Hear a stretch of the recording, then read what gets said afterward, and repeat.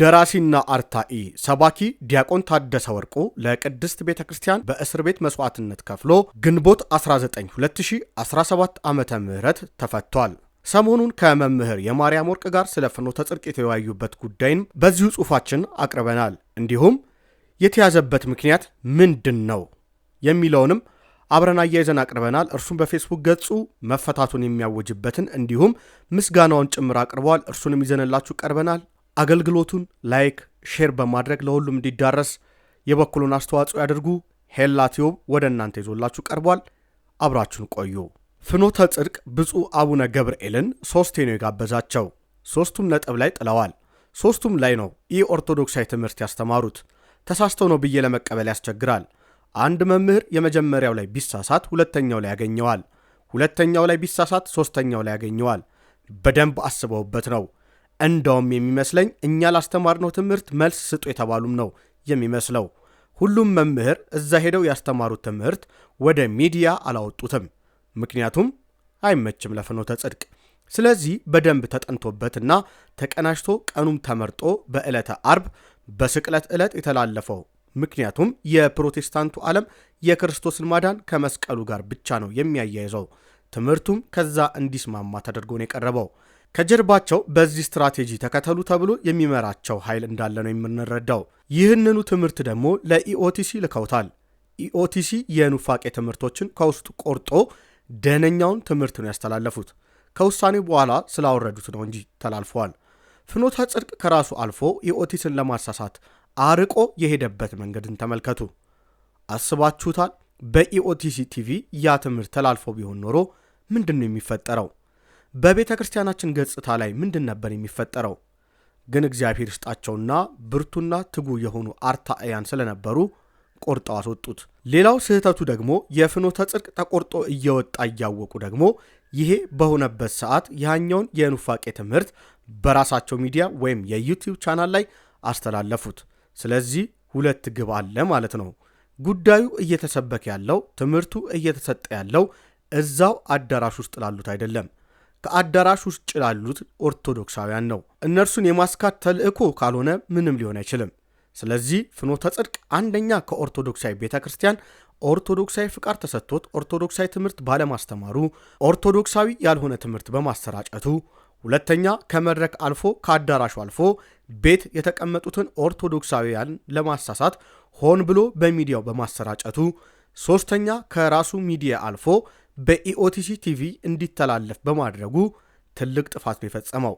ያመነችው ቤተክርስቲያን ነው ለማሳሳት የሞከረው። መጠየቅ አለበት ስንል ይሄን ነው በነገራችን ላይ እንጂ ሰው የማሳደድ ፍላጎት ኖሮን አይደለም። ፍኖተ ጽድቅ እንዲድን ኦርቶዶክሳዊ እንዲሆን ያልተከፈለ መስዋዕትነት የለም ብለዋል ዲያቆን ታደሰ ወርቁ። ስለ ድንግል ማርያም ስናስተምር መብራት ሁሉ አጥፍተውብን ያውቃሉ። እዛ ቦታ ብዙ የተቀበሩ ፈንጂዎች፣ ወደፊት የሚፈነዱ ቦምቦች አሉ። ነገ ከነገ ወዲያ ብዙ መወያያ መጨቃጨቂያ ርዕስ ሆነው የሚቀጥሉ አጀንዳዎች አሉ። መፍትሄው ምንድን ነው? አባቶች የሚሄዱበትን መንገድ ይሂዱ። እኛ አሁን እንዲህ ስንወያይ እነሱ ሌላ ስትራቴጂ እየነደፉ ነው። ቅዱስ ሲኖዶሱ ምን እንደሚወስን፣ አጣሪ ኮሚቴው ምን እንደሚያደርግ ያውቃሉ። ምክንያቱም ከዚህ መረጃ የሚያደርሳቸው ሰው አለ። ስለዚህ ፕላን ኤ ሲከሽፍ ፕላን ቢ፣ ፕላን ቢ ሲከሽፍ ፕላን ሲ፣ ፕላን ሲ ሲከሽፍ ፕላን ዲ እያሉ ይሄዳሉ። መምህር የማርያም ከዚህም በተጨማሪ ብዙ አየን በሚል ርዕስ በፌስቡክ ገጹ ላይ ያሰፈረው መልእክት ለመታሰሩ እንደ ምክንያት ይጠቀሳል። በዚህ ሂደት ብዙ አየን፣ የብዙ ተዛዘብን። በተለይ ባለ ሁለት መልኮችን ቀን ቀን እዚህ ማታ ማታ እዚያ የሚረግጡ ብዙ ነበሩ። አጋጣሚውን ተጠቅመውም ሊያጠቁን የሞከሩ ነበሩ። አይተን እንዳላየን ሰምተን እንዳልሰማን አልፈናል። ሁኔታው የሚጠይቀው ይህንን ነበረና ይህንን መዋቅራዊ ሂደት ለማደናቀፍ አንዳንዶች ድግስ ደግሰው አበሉ። አንዳንዶች እኛ እግድ እንዳይተላለፍብህ ስንታገልልህ እገሌ እግድ እንዲተላለፍብህ አደረገ አሉ። አንዳንዶች አንተ ብቻ ታገስ፣ ለአንተ የሚስማማ ውሳኔ እንዲወሰን እናደርጋለንም አሉ። አንዳንዶች እኛን ከያስክ ዕዳው ገብስ ነው ማለታቸውንም ሰማን። አንዳንዶች ለጊዜው የማህበራዊ ሚዲያው ጫጫታ ለማብረድ እግድ ተጣለብህ እንጂ አጥፍት አይደለም እያሉም እንደሆነ ሰማን። እውነታዎቹ ግን እነዚህ አይደሉም። እዚህ ደብዳቤ ላይ ሰፈረው ነው። ደጋግሜ በግሌም ብፁዓን አበው ሊቃነ ጳጳሳትና መምህራን ባሉበት ለአቶ ጸጋይም ሆነ ለፍኖተ ጽድቅ ሰዎች ያልኳቸውን እዚህ ላስታውስ ወዳለሁ። ፍኖተ ጽድቅ ኦርቶዶክሳዊ የሚያደርገው ወይም የሚያሰኘው ኦርቶዶክሳዊ መሰረት እምነትን፣ ስርዓተ አምልኮንና ትውፊትን ጠብቆ ማገልገሉ እንጂ የቅዱስነታቸው መሄድ፣ የጳጳሳቱ መመላለስ፣ የኦርቶዶክሳውያን መምህራን መገኘትና የቲክቶክ ወንድሞች ዘገባ አይደለም። ይህ ሁሉ ፍኖተ ጽድቅን ኦርቶዶክሳዊ አስተምሮን ካልጠበቀ ለውግዘት ያቀርበው ይሆናል እንጂ አይረባውም። አሁንም በይፋ የምለው ይህንኑ ነው። መዳኛህ ኦርቶዶክሳዊ መሆን እንጂ ሰዎችን ለመያዝ በመሞከር አይደለም። ሂደቱ ያስተማረን ይህንኑ ነው። ይቆየን። ለሂደቱ በዝርዝር እመለሳለሁ ብሎ ነበር በፌስቡክ ገጹ። ነገር ግን እስር ላይ ዋለ። ከእስር ከተፈታ በኋላ በትላንትናው ዕለት እንዲህ የሚል ጽሑፍም አስነብቦናል። እግዚአብሔር ያክብርልኝ። በእግዚአብሔር ፈቃድ በዕለተ ቅዱስ ገብርኤል ከእስር ተፈትቼ ወደ ቤተሰቦቼ ከተቀላቀልኩ እነሆ ዛሬ 6ኛ ቀኔን ይዣለሁ። ከእስር ቤት ከወጣሁ በኋላ መጠነኛ የጤና እክል ገጥሞኝ ለምስጋና የዘገየው ቢሆንም ቅሉ ከራሴ ጋር ስንቱን አመስግኜ ስንቱን ልተው፣ ስንቱን በስም ጠቅሼ ስንቱን ልዝለለው እያልኩ ሸንጎ ተቀምጬም ነበር። ይሁንና በጥቅሉ የሚከተሉትን እግዚአብሔር ያክብርልኝ ብዬ ማመስገን እፈልጋለሁ። የመጀመሪያዎቹ እናንተ አሳሳሪዎቼን ነው።